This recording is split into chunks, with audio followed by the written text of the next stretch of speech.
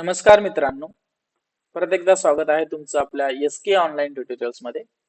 आजच्या या व्हिडिओमध्ये आपण कीवर्ड्स आणि आयडेंटिफायर डिस्कस करणार आहोत. सो कीवर्ड हा सी प्रोग्रामिंग लँग्वेज मधला खूप इम्पॉर्टंट टॉपिक आहे आणि एक्झाम पॉइंट ऑफ व्ह्यू सुद्धा खूप महत्वाचा हा टॉपिक आहे. एक्झाम मध्ये बऱ्याच वेळा आपल्याला write short notes on keyword असा क्वेश्चन असतो, तर त्यावेळेस आपण कशा प्रकारे आन्सर दिलं पाहिजे ते आपण या व्हिडिओ मध्ये डिस्कस करणार आहोत. So basically keyword काय असतात? Keywords are special predefined word fixed by a language inventor. Okay. Now predefined means what? की जे ऑलरेडी डिफाइंड केलेले आहेत. कुणी डिफाइंड केलेले आहेत? लँग्वेज इन्व्हेंटरने. ज्याने कुणी लँग्वेज बनवली असेल त्यांनी काही पर्टिक्युलर वर्ड्स असतात.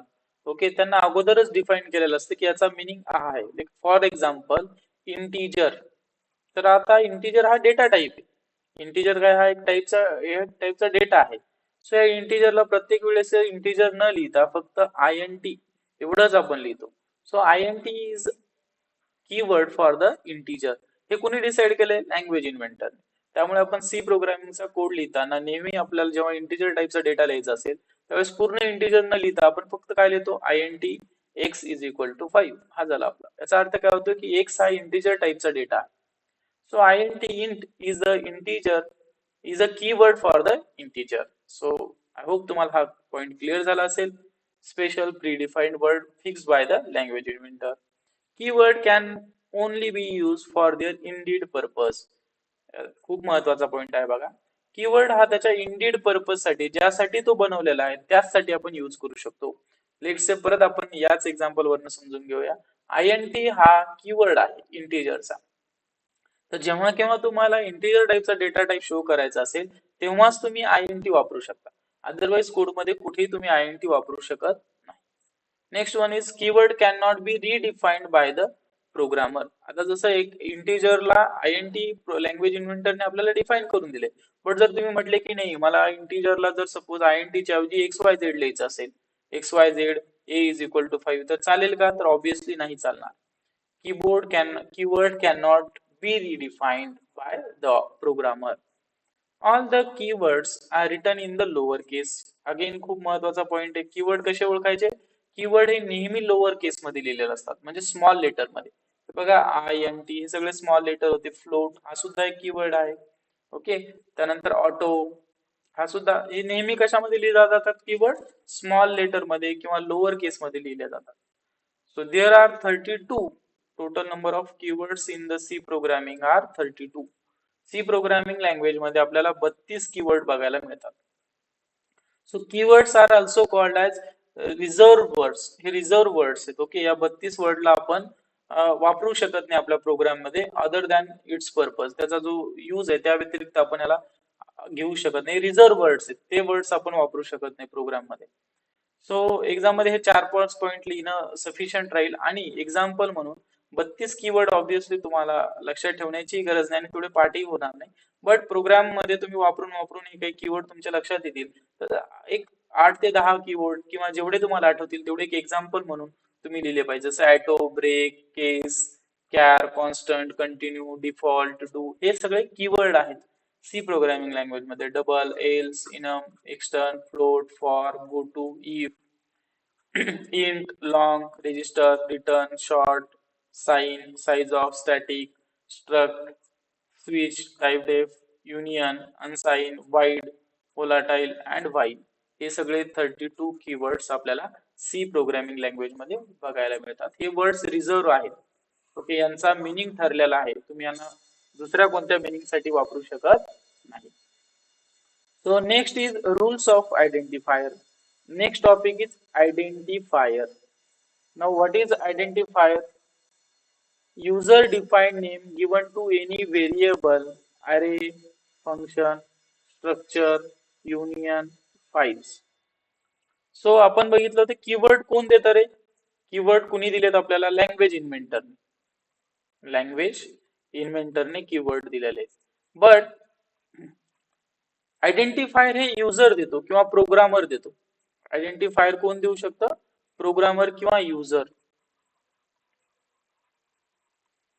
इट इज युजर डिफाईन, म्हणून त्याला आपण म्हणतो user defined name given to any variable, array, function, structure, union, files. आता याच्यामध्ये ॲरे कशाला म्हणायचं, फंक्शन काय असतात, स्ट्रक्चर काय असतात, हे आपण नेक्स्ट व्हिडिओमध्ये तर ऑब्विसली डिस्कस करणार आहे. पण यामध्ये तुम्हाला जे बिगनर्स आहेत, जे फर्स्ट टाइम सी प्रोग्रामिंग शिकत असतील, त्या लोकांसाठी व्हेरिएबल तरी ऍटलीस्ट फॅमिलीला हा वर्ड असेल. एखाद्या व्हेरिएबलला किंवा एखाद्या फंक्शनला तुम्ही दिलेलं नाव म्हणजे आयडेंटिफायर.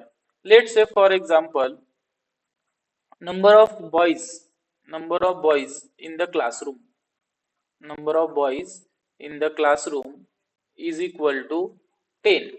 एका क्लासरूम मध्ये किती बॉईज आहेत, 10 बॉईज आहेत. सो हे नंबर ऑफ बॉईज काय झालं, व्हेरिएबल आहे ऑब्विसली, प्रत्येक class to class number of boys संख्या चेंज होणार. व्हेरिएबलचा अर्थ काय होतो, ज्याची व्हॅल्यू चेंज व्हॅरी होऊ शकते. So number of boys in the suppose first year classroom division 1 is 10 boys. So for division 2 it is 12 boys. अशी संख्या चेंज होतीये. बट नंबर ऑफ बॉईज प्रत्येक वेळेस टाईप करणं हे टाइम कन्झ्युमिंग आहे. त्याला काहीतरी तुम्ही आयडेंटिफायर देऊ शकता. Let say X. Let say मी नंबर ऑफ बॉईजला काय म्हणतो, एक्स म्हणतो. सो हा एक्स काय झाला, आयडेंटिफायर. कशासाठी, नंबर ऑफ बॉईज साठी. नंबर ऑफ बॉईजची आयडेंटिटीज काय असेल, एक्स. सो याला म्हणतो आपण आयडेंटिफायर. तर मग आता महत्वाचा प्रश्न आहे की सर आयडेंटिफायर आपण कसेही लिहू शकतो का, नाही, त्याच्यासाठी काही रूल्स बनवलेले आहेत. त्या रूल्सला कन्सिडर करूनच, त्या रूल्सच्या दायऱ्यामध्ये राहूनच आपण आयडेंटिफायर डिझाइन करू शकतो. सो एक्झामच्या पॉइंट ऑफ व्ह्यूने रूल्स ऑफ आयडेंटिफायर हा खूप फेवरेट क्वेश्चन असतो एक्झामिनरचा. बऱ्याच युनिव्हर्सिटीच्या एक्झाम मध्ये हा क्वेश्चन येतो की write down the rules of identifier. तर अगदी 5-6 सोपे रूल्स आहेत जे तुम्ही लक्षात ठेवले पाहिजे. For example all alphabets are allowed, upper case and lower case. म्हणजे एखादा आयडेंटिफायर जर तुम्हाला द्यायचा असेल तर तुम्ही दोन्ही प्रकारचे, जसं आपण बघितलं की कीवर्ड मध्ये फक्त आपण लोअर केस लेटर वापरतो, दॅट इज स्मॉल लेटर.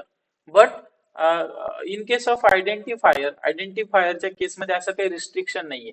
तुम्ही अप्पर केस लेटर वापरा किंवा लोअर केस वापरा, स्मॉल आणि कॅपिटल चालेल. पण बट व्हेरी इम्पॉर्टंट, हे पण खूप महत्वाचं आहे की first character must be alphabet और अंडरस्कोर.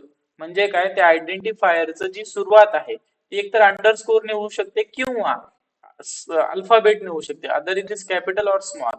त्याची सुरुवात, लेट्स से एखादा आयडेंटिफायर मी देत असेल, एखाद्या फंक्शनला नाव देत असेल, काय नाव देऊया आपण, ट्रिग्नोमेट्रिक फंक्शन किंवा ट्रिग्नोमेट्री असं नाव देत असेल.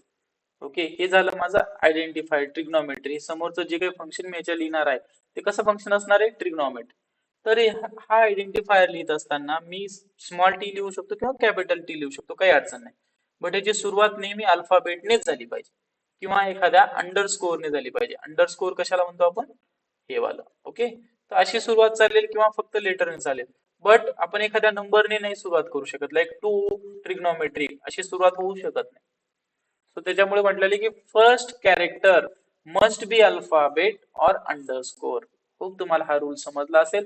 सो आता तुमच्या लक्षात राहिला असेल हा रूल. मी सांगत होते तेव्हाच तुम्ही लक्षात ठेवायचा, वेगळं काही प्रिपेअर करण्याची गरज नाही. Rule number 1, all alphabets are allowed, upper case और lower case, but first character must be alphabet और अंडरस्कोर.